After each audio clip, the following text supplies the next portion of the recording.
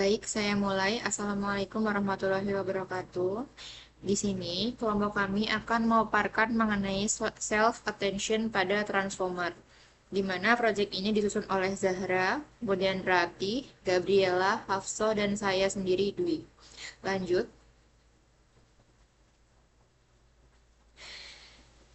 Jadi, mengapa transformer dibutuhkan?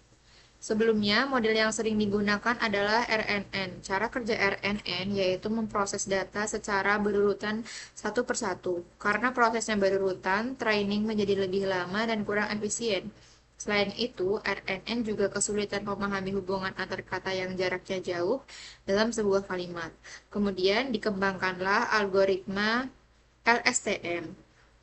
Algoritma ini memang lebih baik dalam mengingat informasi jangka panjang, namun proses komputasinya cukup kompleks dan membutuhkan resource yang besar. Sehingga dibutuhkan model yang lebih cepat dan lebih efektif dalam memahami konteks keseluruhan data. Dari kebutuhan tersebut, akhirnya terlahirlah transformer. Transformer ini memiliki mekanisme attention yang memungkinkan model memproses banyak data secara paralel dan memahami hubungan antar kata dengan lebih baik. Oleh karena itu, transformer menjadi dasar dari banyak teknologi AI modern saat ini.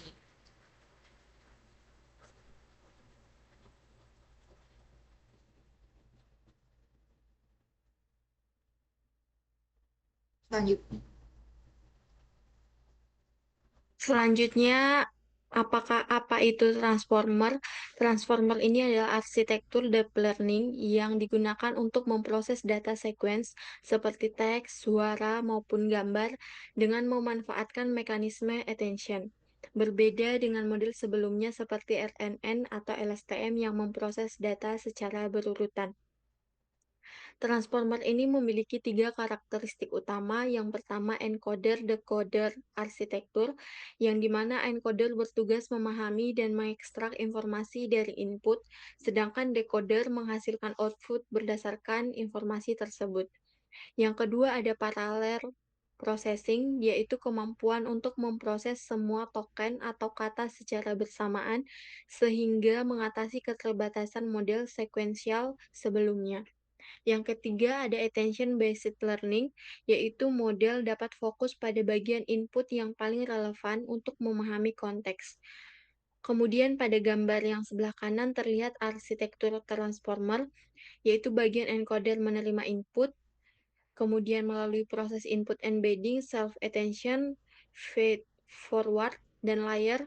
Kemudian setelah itu informasi diteruskan ke bagian decoder yang melakukan masked, self-attention, dan cross-attention untuk menghasilkan output sequence. Next. Setelah memahami apa itu transformer, berikut adalah beberapa penerapan transformer dalam kehidupan nyata.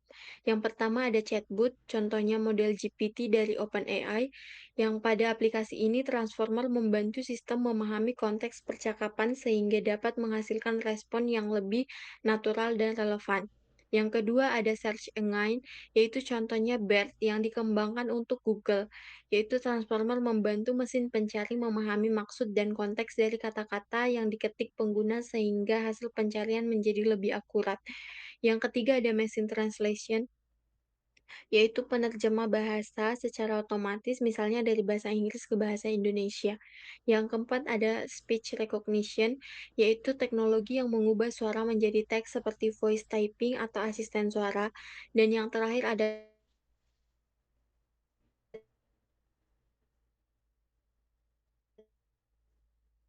teks anti-informasi.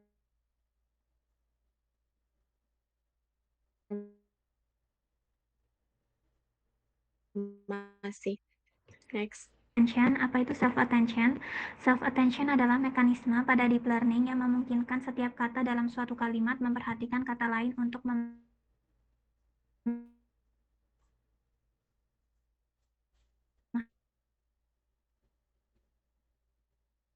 konteks. Jadi model tidak jadi tahap pertama adalah input vektor dari setiap kata agar dapat diproses oleh komputer. Setelah itu, setiap kata akan diubah menjadi tiga komponen utama, yaitu query, key, dan value. Penjelasan ketiga komponen tersebut yaitu query digunakan untuk mencari informasi yang relevan, key berfungsi sebagai identitas atau penanda informasi, sedangkan value merupakan isi informasi yang akan digunakan. Model kemudian membandingkan query dengan key dari kata lain untuk menentukan hubungan antar kata. Nah, lalu setelah mendapatkan query, key, dan value, langkah berikutnya adalah menghitung attention score untuk mengetahui kata mana yang paling penting. Di sini ada rumus perhitungan self-attention. Jadi bagian pertama yaitu key K pangkat T digunakan untuk menghitung similarity atau tingkat kemiripan antara query dan key. Makin tinggi nilainya berarti hubungan antara kata semakin penting. Selanjutnya scaling. Hasil tersebut kemudian dibagi dengan akar dari DK. Proses ini disebut scaling dan tujuannya itu untuk menjaga nilai perhitungan tetap stabil. Selanjutnya softmax. Softmax ini digunakan untuk mengubah skor menjadi bobot probabilitas. Bobot yang lebih besar menunjukkan bahwa suatu kata lebih relevan dibanding kata lainnya. Lalu dikalikan dengan value. Terakhir, bobot attention tadi dikalikan dengan value untuk menghasilkan output akhir yang sudah mempertimbangkan konteks kalimatnya. Selanjutnya,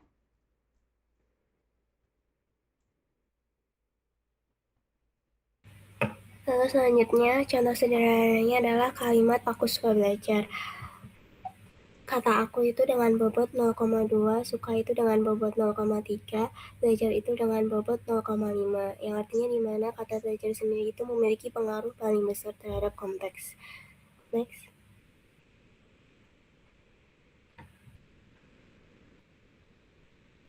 Kelebihan dari self-attention sendiri adalah yang pertama menangkap hubungan jarak jauh, trainingnya lebih cepat, dapat diproses paralel, akurasi tinggi pada NLP, dan skalabilitasnya baik.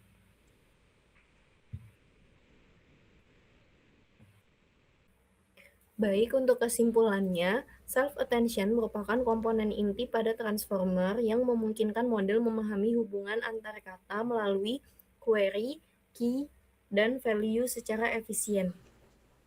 Jadi self-attention itu terdiri dari 3 hal, query atau simbolnya itu Q, key atau simbolnya itu K, dan value simbolnya itu V. Contohnya di sini kita memiliki kata the animal didn't cross because it was too tired, animal tired. Nah, key-nya di sini adalah animal, query-nya itu didn't, value-nya itu ada the animal didn't cross because. Lalu untuk visualisasinya sendiri di sini tiap katanya itu mendapatkan attention scores atau bobot. Bobot paling berpengaruh di sini adalah cat. Dilanjut oleh on, the, dan o. Selanjutnya, baik, mungkin itu saja presentasi dari kelompok kami. Jadi, dari semua yang sudah dijelaskan, penggunaan transformer dalam data mining adalah bahwa model ini mampu meningkatkan kemampuan analisis data, terutama pada data yang kompleks dan berukuran besar. Nah, transformer sendiri itu bekerja menggunakan mekanisme self-attention yang memungkinkan model memahami hubungan antar data secara lebih efektif dibanding metode tradisional seperti RNN, CNN, ataupun LSTM pada beberapa kasus. Itu saja, terima kasih atas perhatiannya. Wassalamualaikum warahmatullahi wabarakatuh.